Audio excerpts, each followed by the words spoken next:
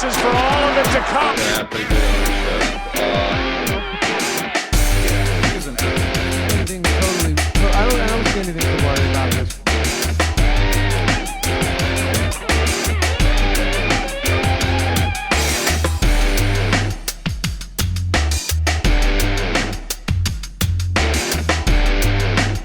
Hello, from A to B Crew here. I'm Andrew. This is Ben.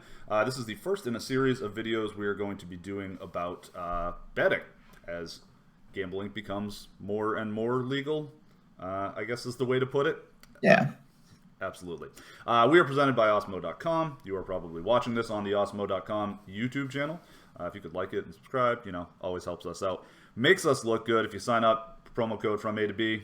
If you have not before, you get a week free trial. So give it a shot. Today we are going to be discussing reverse line movement. Ben, what is reverse line movement? Yeah, I mean, so when we wanted to unveil, and we're going to keep pumping out videos, and I have articles on the site which you can check out. And this is a topic I wanted to get into because, I see it thrown around a lot, and a lot of people, I get questions all the time, what is, like, people bring it up and then they don't know what it is. So basically, reverse line movement is when you have a spread, say a team opens as a 7-point favorite, and if you look and 80% of the people betting are betting that team, but you notice that the line is moving the other way. So they're actually go from a 7-point favorite to a 6-point favorite, despite taking on the majority of the bets. What we can infer there, because it is tough sometimes to figure out exactly how much money is being bet, but what we can infer is that the sharper people who are betting more money are coming in on the other side. And when you can get with the sharp people, that's generally what you want to do. Absolutely. Yeah. When there's more tickets on one side and the line is moving the other way, that just means the bigger money tickets are going against what the majority of tickets are doing. And like you said, the bigger money is usually the sharper money. Certainly something that you can use. There are exceptions to that, though, right? Like, you can't just blind follow reverse line movement. Absolutely. That's as important as it is. That's a recipe for disaster. The first thing you want to try to the best of your abilities, because it is tough, to make sure what you're seeing is reverse line movement. If there's a midweek injury, if there's a weather issue, those are things that can affect the line, and it may look like, oh, this is reverse line movement, and it's not. So you want to make sure you have a clear picture of it. But if you do think that you're seeing something like that, you want to take notice, because it generally means that the public is viewing the game differently than the sharps. And that's pertinent in betting, but it also seeps into DFS. Yeah, and there's, as an example, this is hopefully a video people will be watching whenever, but the epic Rams-Chiefs battle on Monday Night Football just happened. That line opened at, I think, Rams -1. More people were betting the Chiefs, and it moved to Rams -3. But that's not necessarily because of reverse line movement. That's largely because the game was supposed to be at a neutral field in Mexico City.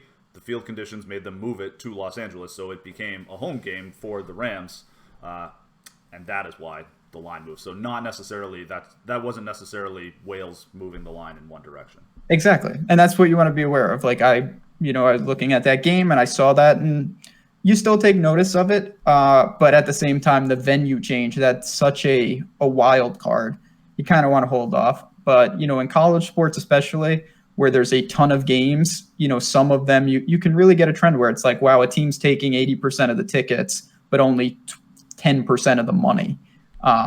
That's usually something you want to see. And if you can be cognizant of it, you can get away from, in DFS, those players are going to be probably overvalued a little, and it's a way to get away from some potential chalk that could end up bad.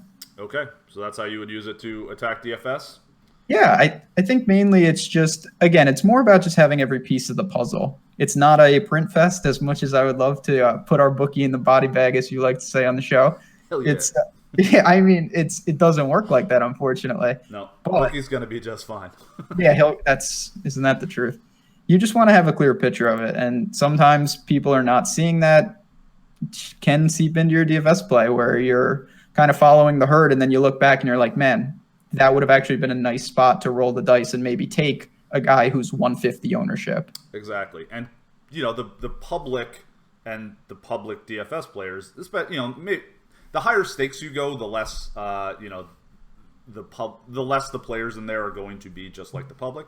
But when the public is going one way, you can kind of go the other way, because that I'm saying that public that is putting in tickets for betting is also playing DFS in a similar way, or looking at games in a similar manner, most likely. So definitely correlated. Yep, with you there.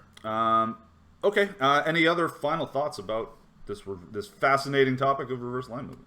No, I mean, it's something, like I said, I wanted to get out there. Check out the article on our site that I put up. It goes into a little more detail of give some examples.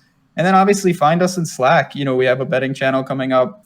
You can find us in the regular channels talking DFS. But as this becomes more and more prevalent, these are terms that you're going to want to at least be familiar with. You don't have to use them, of course, but you're going to want to know, reverse line movement. We're going to have videos coming up, that touch on various other topics in betting and also how they apply to DFS. Yeah, and we got big things in the works here. We got some tools that will be coming out to help you, the user, identify some of this stuff that will be over at awesemo.com.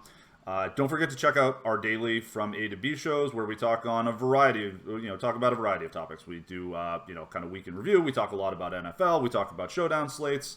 We have our weekly golf show with Fantasy Golf Man.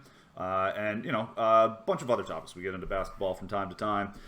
It's a little more of a sports variety show, Thanksgiving takes were popular in the recent past.